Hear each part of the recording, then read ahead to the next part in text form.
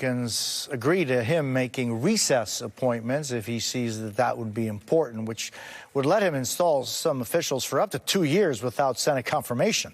The Wall Street Journal editorial board wrote that the idea of recess appointments is, quote, anti-constitutional, and it would eliminate one of the basic checks on power that the founders built into the American system of government. With us now is Florida Democratic Congresswoman Debbie Wasserman Schultz. Congresswoman, it's always a pleasure to see you. I thank you for your time. What do you make of Trump's idea of wholesale recess appointments?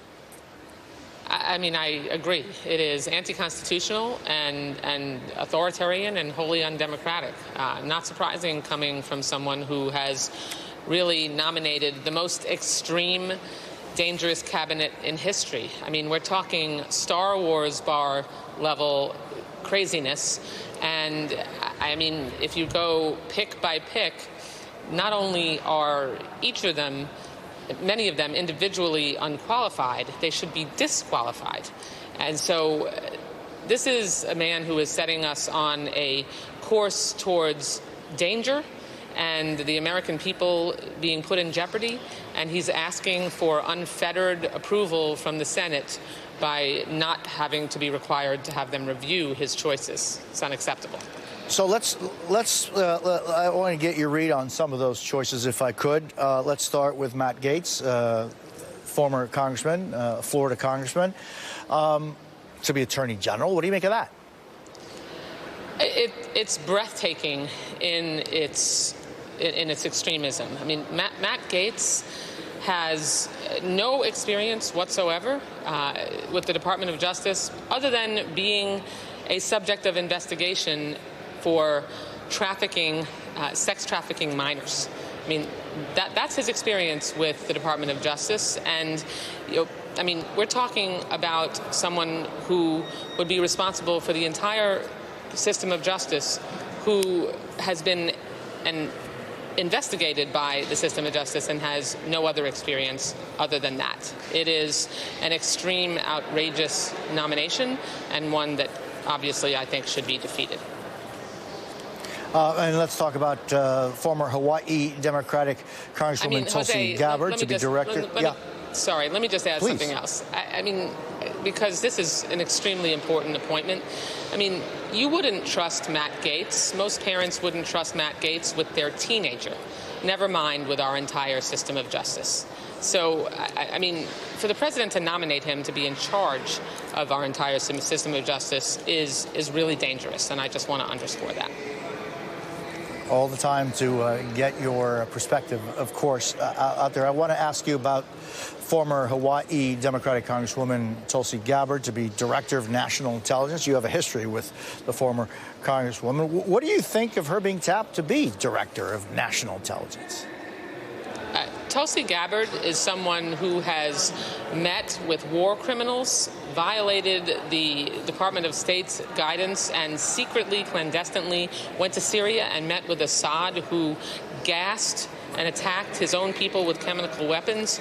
She's considered to be essentially, by most assessments, a Russian asset, and would be the most. Is that how you consider her? Is that what you consider her? Oh, yes. There's no question. I consider her someone who is likely a Russian asset, who would be as the DNI responsible for managing our entire intelligence community, hold all of our most significant intelligence information and secrets, and essentially would be a direct line to our enemies. And so the irresponsibility of these appointments and the disregard. I get he wants to break heads. I get that presidents have the right to make appointments. But that is why there's an advise and consent role by the United States Senate, and one that they should very carefully and thoroughly use. And let me not suggest that all of his appointments so far have been irresponsible. Marco Rubio and I,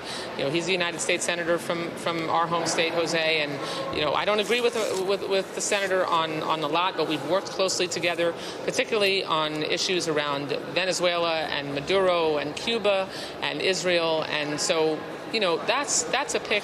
Certainly I have disagreements, but one where you can sort of wade through those disagreements and find common ground. And Mike Waltz as well, decorated veteran, someone who has the understanding, the patriotism, the experience. Again, we don't agree, but him managing our national security apparatus and policy, that's a pick that is well within the bounds of a president's right to appoint who he would like to. But breaking the system of justice, appointing a guy like RFK Jr., who is an anti-vaxxer, who believes that the theories of conspiracy theorists, that is a danger to the national health system. Congresswoman Debbie Wasserman Schultz, I always appreciate your time. Thank you for being with us this morning. Thanks so much. Thanks for having me. Up next, the future of the DACA program, protecting young immigrants who came to the United States through no decision of their own and no other country. It remains uncertain. We'll talk to an immigration activist about the biggest fears she's hearing from the dreamers she helps. Plus, new reporting about why some Trump